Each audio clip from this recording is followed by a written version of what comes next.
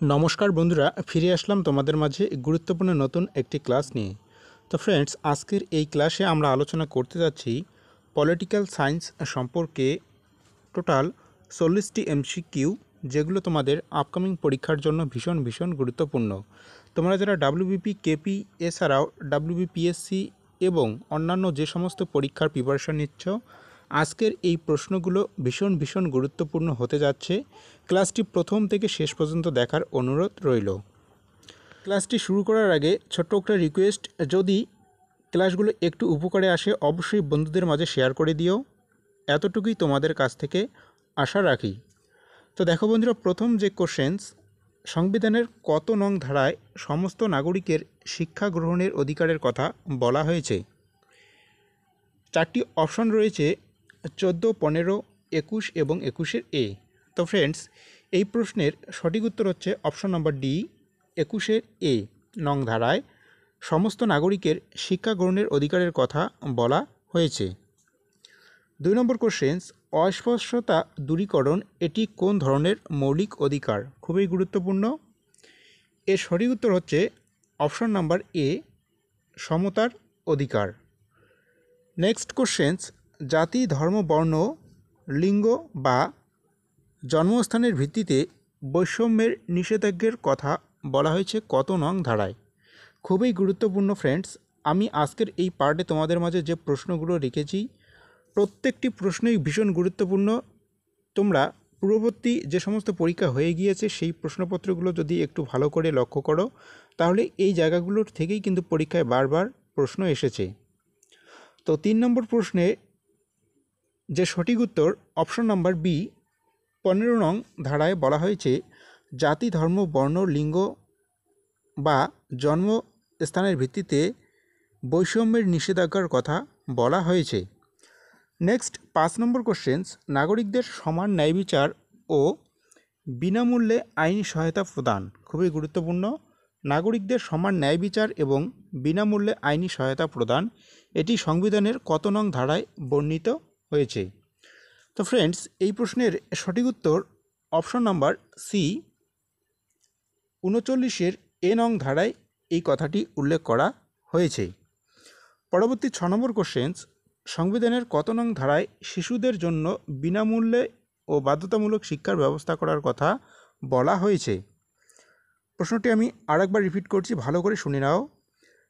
শিশুদের জন্য বিনামূল্যে এবং বাধ্যতামূলক শিক্ষার ব্যবস্থা করার কথা বলা হয়েছে সংবিধানের কত নং ধারায়? তো ফ্রেন্ডস, 6 নম্বরের সঠিক উত্তর হচ্ছে অপশন নাম্বার এ, 45 অর্থাৎ 45 নং ধারায় এটি উল্লেখ করা হয়েছে। 7 নম্বর কোশ্চেন্স, সংবিধানের কত নং ধারায় সমাজে অনগ্রসর শ্রেণীর শিক্ষাগত ও অর্থনৈতিক স্বার্থের প্রচারের কথা বলা হয়েছে? এর সঠিক উত্তর অপশন নাম্বার বি, 46 নং ধারায়। তো ফ্রেন্ডস, তোমাদের একটি কথা বলে রাখি, আমি অলরেডি তোমাদের যে সমস্ত জিকে ক্লাস রয়েছে চ্যাপ্টার ভিত্তিক কিছু প্লে লিস্ট তৈরি করে রেখেছি। তোমরা যদি সেই প্লে লিস্ট থেকে পূর্ববর্তী ক্লাসগুলো দেখো, অনেকটা উপকৃত হবে। যে সমস্ত আপকামিং পরীক্ষা আছে তোমাদের মাঝে, সেই পরীক্ষাগুলোর উপর ভিত্তি করে অনেকগুলো ক্লাস আমি তোমাদেরকে করিয়ে দিয়েছি। তো ভিডিও প্লে লিস্টে যাও, সেখানে গেলে তোমরা ইন্ডিয়ান পলিটি, জিওগ্রাফি, হিস্ট্রি থেকে অনেকগুলো ক্লাস পেয়ে যাবে। সেই ক্লাসগুলো তোমরা অবশ্যই দেখে নিও। আর এই ক্লাসের পিডিএফগুলো যদি সংগ্রহ করতে চাও, আমার প্রত্যেকটা ক্লাসের পিডিএফ যদি তোমরা ডাউনলোড করতে চাও, ডেসক্রিপশন বক্সে একটা লিঙ্ক দেওয়া থাকবে। সেই লিঙ্কে ক্লিক করলে তোমরা পিডিএফ ডাউনলোড করার যে অপশন সেটা পেয়ে যাবে। সেখান থেকে তোমরা প্রত্যেকে পিডিএফগুলো সংগ্রহ করতে পারবে। নেক্সট 8 নম্বর কোশ্চেন্স, দেখো কি বলা হয়েছে। সংবিধানের 51 অর্থাৎ 51 নং ধারায় কি সম্পর্কে বলা হয়েছে? সংবিধানের 51 এ ধারায় কি সম্পর্কে বলা হয়েছে? এর সঠিক উত্তর অপশন নাম্বার ডি, মৌলিক কর্তব্য। আমাদের যে সমস্ত মৌলিক কর্তব্য রয়েছে, সমস্ত মৌলিক কর্তব্য 51 এ নং ধারায় উল্লেখ করা হয়েছে। নেক্সট, রাষ্ট্রপতিকে কে নির্বাচন করেন? খুবই গুরুত্বপূর্ণ কোশ্চেন্স এবং কমন একটি প্রশ্ন। রাষ্ট্রপতিকে কে নির্বাচন করেন? তো ফ্রেন্ডস, এর যে অপশানগুলো রয়েছে দেখতেই পাচ্ছ, প্রথম অপশান রয়েছে জনগণ, বি সংসদের উভয় কক্ষে নির্বাচিত সদস্য, সি রাজ্যগুলির আইনসভার নির্বাচিত সদস্যরা, এবং অপশান ডি এ রয়েছে বি এবং সি। তো ফ্রেন্ডস, 9 নম্বর প্রশ্নের সঠিক উত্তর হচ্ছে অপশান নাম্বার ডি, অর্থাৎ বি এবং সি সঠিক উত্তর। আমাদের দেশের যে রাষ্ট্রপতি রয়েছে তাকে নির্বাচন করার যে ক্ষমতা যাদের হাতে রয়েছে, সংসদের উভয় কক্ষে নির্বাচিত সদস্যরা পারবে। এছাড়াও রাজ্যগুলির আইনসভার নির্বাচিত সদস্যরা আমাদের দেশের রাষ্ট্রপতিকে নির্বাচন করতে সক্ষম। নেক্সট 10 নম্বর কোশ্চেন্স, রাষ্ট্রপতিকে কে শপথ বাক্য পাঠ করান? খুবই গুরুত্বপূর্ণ কোশ্চেন্স। রাষ্ট্রপতিকে কে শপথ বাক্য পাঠ করান? এর সঠিক উত্তর অপশন নাম্বার সি, সুপ্রিম কোর্টের প্রধান বিচারপতি। সুপ্রিম কোর্টের প্রধান বিচারপতি রাষ্ট্রপতিকে শপথ বাক্য পাঠ করান। নেক্সট 11 নম্বর কোশ্চেন্স, ভারতের উপরাষ্ট্রপতি কার কাছে পদত্যাগপত্র জমা দিলে সেটা গ্রহণযোগ্য হবে? অর্থাৎ আমাদের দেশের উপরাষ্ট্রপতি যদি পদত্যাগ করতে চায়, তো তার নির্দিষ্ট পদত্যাগপত্র কার কাছে জমা করলে সেটা গ্রহণযোগ্য বলে বিবেচিত হবে? এই প্রশ্নের সঠিক উত্তর অপশন নাম্বার এ, রাষ্ট্রপতির কাছে। তিনি যদি তার পদত্যাগপত্র রাষ্ট্রপতির কাছে জমা দেন তবেই সেটা গ্রহণযোগ্য। নেক্সট 12 নম্বর কোশ্চেন্স, উপরাষ্ট্রপতির যোগ্যতা নির্বাচন ও অপসারণ নিয়ে কাজ করে। আমাদের যে উপরাষ্ট্রপতি রয়েছে তার যোগ্যতা নির্বাচন ও অপসারণ নিয়ে কাজ করে। কত নং ধারাগুলোতে সেগুলো উল্লেখ রয়েছে? তো 12 নম্বর প্রশ্নের সঠিক উত্তর অপশন নম্বর বি, 63 থেকে 73 নং ধারায় উল্লেখ করা রয়েছে আমাদের উপরাষ্ট্রপতির কি কি যোগ্যতা লাগবে বা উপরাষ্ট্রপতি হতে গেলে কি কি যোগ্যতা দরকার, এছাড়াও তার নির্বাচন করার ক্ষমতা এবং অপসারণ নিয়ে তার উপর যে সমস্ত নিয়মাবলী রয়েছে, অপসারণের ক্ষেত্রে তিনি কোন কোন দিক মেনে চলতে পারবেন বা কোন কোন কাজ করতে পারবেন, এই সমস্ত বিষয়গুলো কিন্তু 63 থেকে 73 নং ধারাগুলো যে রয়েছে সেখানে উল্লেখ করা হয়েছে। নেক্সট 13 নম্বর কোশ্চেন্স, ভারতের জন্য অ্যাটর্নি জেনারেল এর কাজ কি? তো ফ্রেন্ডস, এই প্রশ্নটি আমি তোমাদের কাছে রাখলাম, তোমরা অবশ্যই আমাকে কমেন্ট করে কমেন্ট বক্সে উত্তর জানাবে। ভারতের জন্য অ্যাটর্নি জেনারেল এর কাজ কি? তো তোমরা যারা ক্লাসটি প্রথম থেকে দেখছো, যারা কন্টিনিউ আমার এই চ্যানেলের সদস্য, যারা আমার প্রত্যেকটা ভিডিও দেখো, আমি আশা রাখি তোমরা প্রত্যেকে এই প্রশ্নের সঠিক উত্তর দেবে। ভারতের যে অ্যাটর্নি জেনারেল রয়েছে তার কাজ কি? আমি তোমাদের প্রত্যেকের কমেন্টের অপেক্ষায় থাকব।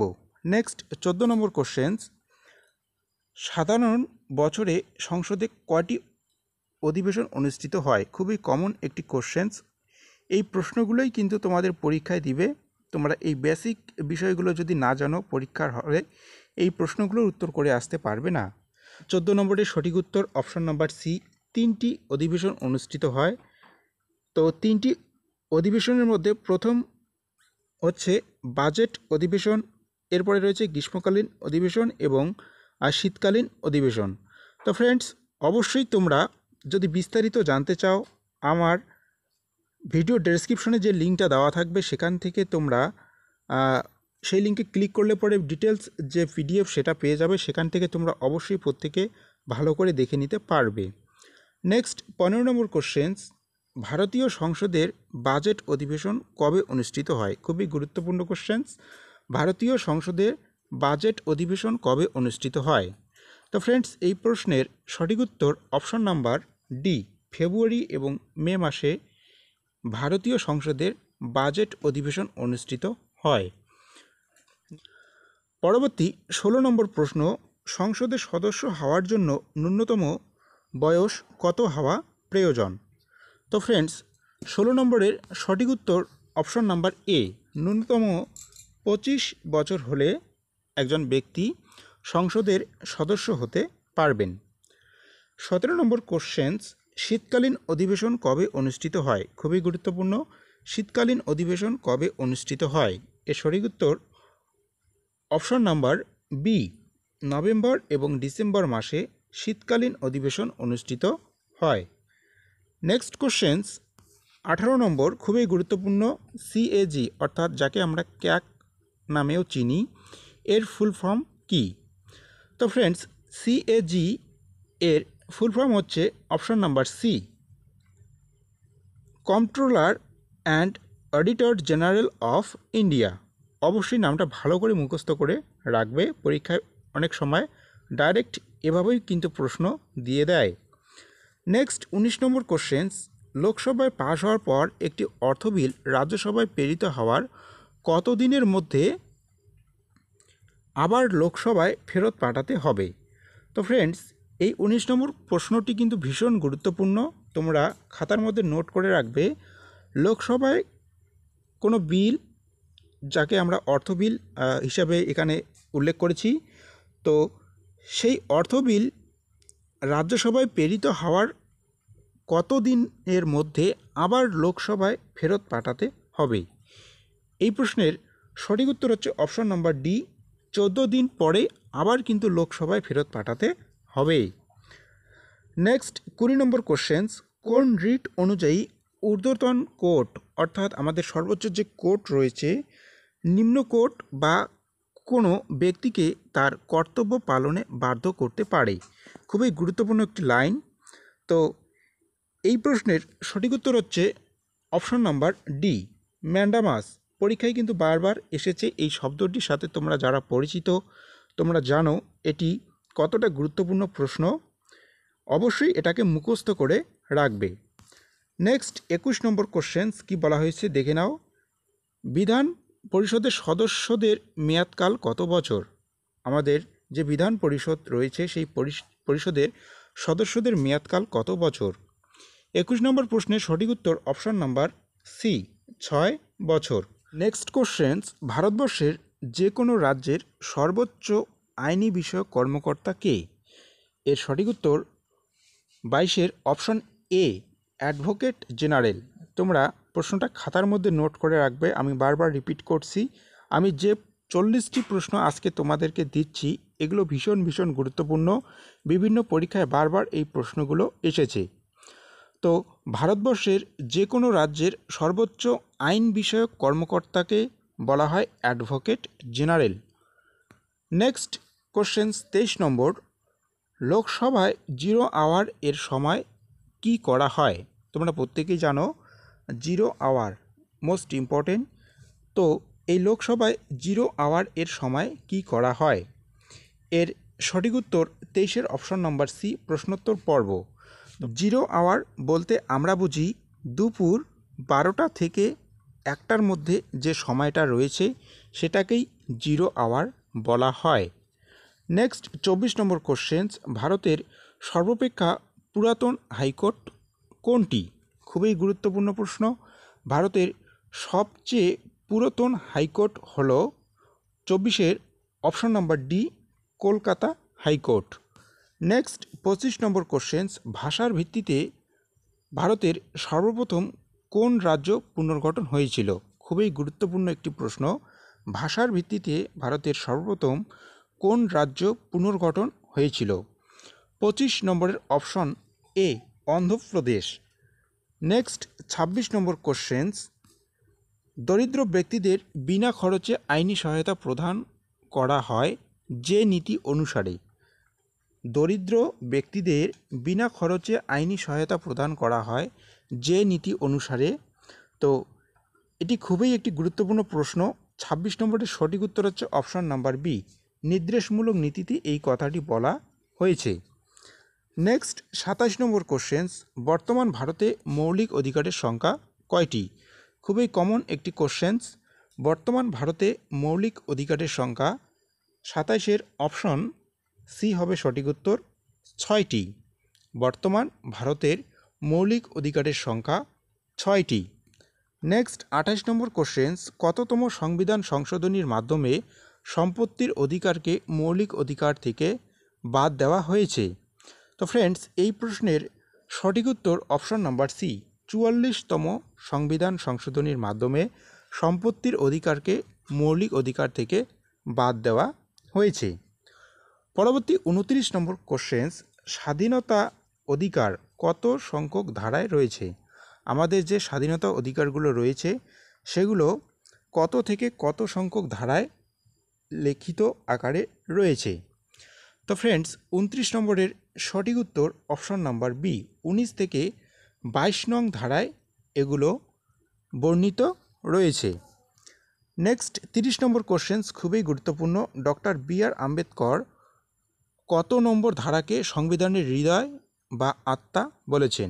খুবই গুরুত্বপূর্ণ কোশ্চেন্স, পরীক্ষায় বারবার রিপিট হয়েছে। Doctor B.R.. আম্বেদকর কত নম্বর ধারাকে সংবিধানের হৃদয় বা আত্মা বলেছেন? 30 নম্বরের সঠিক উত্তর অপশন নাম্বার এ, 32 নং ধারাকে সংবিধানের হৃদয় ও আত্মা বলা হয়।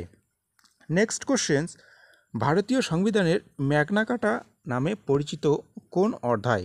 খুবই গুরুত্বপূর্ণ প্রশ্ন। ভারতীয় সংবিধানের ম্যাগনা কার্টা নামে পরিচিত কোন অধ্যায়? 31 নম্বর প্রশ্নের সঠিক উত্তর অপশন নাম্বার বি, 3য় অধ্যায়কে ভারতীয় সংবিধানের ম্যাগনা কার্টা বলা হয়। 32 নম্বর প্রশ্ন, জরুরি অবস্থা চলাকালীন কোন মৌলিক অধিকারগুলোকে স্থগিত করা বা স্থগিত রাখা যায় না? খুবই গুরুত্বপূর্ণ একটি প্রশ্ন। জরুরি অবস্থা চলাকালীন কোন মৌলিক অধিকারগুলোকে স্থগিত রাখা যায় না? 32 নম্বরের সঠিক উত্তর অপশন নম্বর সি, 20 এবং 21 নং যে মৌলিক অধিকারগুলো রয়েছে সেগুলো কিন্তু জরুরি অবস্থা চলাকালীন সময়েও সেগুলোকে বন্ধ রাখা যাবে না। তো ফ্রেন্ডস, ছোট্ট একটা রিকোয়েস্ট করব, তোমরা যারা চ্যানেলে নতুন আসলে, যারা এখনও সাবস্ক্রাইব করে রাখোনি, অবশ্যই চ্যানেলটিকে সাবস্ক্রাইব করে পাশে থাকা বেল আইকনটি অন করে রেখে দিও। লেটেস্ট আপডেটগুলো এবং জব প্রিপারেশনে বিভিন্ন গুরুত্বপূর্ণ ক্লাসগুলো সবার আগে পাওয়ার জন্য। এবং যদি ক্লাসটি থেকে একটু উপকৃত হও, যদি ক্লাসটি তোমাদের একটু ভালো লাগে, অবশ্যই বন্ধুদের মাঝে শেয়ার করে দিও, তাদেরকেও একটু জানার সুযোগ করে দিও। এই বিভিন্ন গুরুত্বপূর্ণ প্রশ্ন এবং উত্তর নিয়ে আমি তোমাদের অধ্যায়ভিত্তিক যে ক্লাসগুলো দিয়ে থাকি, তোমরা প্রত্যেকটি ক্লাস এই চ্যানেল থেকে পেয়ে যাবে। টপিক ধরে ধরে আমি তোমাদের প্রত্যেকটা ক্লাস দেওয়ার চেষ্টা করব। তো দেখো ফ্রেন্ডস, 33 নম্বর যে প্রশ্নটা রয়েছে, সরকারি চাকরির ক্ষেত্রে সকলকে সমান অধিকার দিতে হবে। খুবই গুরুত্বপূর্ণ। সরকারি চাকরির ক্ষেত্রে সকলকে সমান অধিকার দিতে হবে, কত নম্বর ধারায় এটি বলা হয়েছে? তো ফ্রেন্ডস, 33 নম্বরের সঠিক উত্তর অপশন নাম্বার ডি, আর্টিকেল 16 এ বলা হয়েছে, অর্থাৎ আর্টিকেল 16 নম্বরে বলা হয়েছে সরকারি চাকরির ক্ষেত্রে সকলকে সমান অধিকার দিতে হবে। নেক্সট 34 নম্বর কোশ্চেন্স, সংবিধানের কততম সংশোধনীর মাধ্যমে 6 থেকে 14 বছরের সকল শিশুকে অবৈতনিক ও বাধ্যতামূলক শিক্ষার কথা বলা হয়েছে? বুঝতে পারছো? অবশ্যই প্রশ্নটা একটু কেটে গিয়েছে, আমি জুম করে রেখেছি যাতে তোমাদের প্রশ্নগুলো দেখতে বুঝতে একটু সুবিধা হয়। তো সংবিধানের কততম সংশোধনীর মাধ্যমে 6 থেকে 14 বছরের সকল শিশুকে অবৈতনিক ও বাধ্যতামূলক শিক্ষার কথা বলা হয়েছে? খুবই গুরুত্বপূর্ণ। 34 নম্বর প্রশ্নের সঠিক উত্তর অপশন নাম্বার এ, 86, 86 নং সংবিধানী যে সংশোধন রয়েছে সেখানে কিন্তু এই কথাটি উল্লেখ করা হয়েছে। নেক্সট কোশ্চেন্স, ভারতীয় সংবিধানের মৌলিক অধিকার সমূহ নিম্নের কোন দেশের সংবিধান থেকে নেওয়া হয়েছে?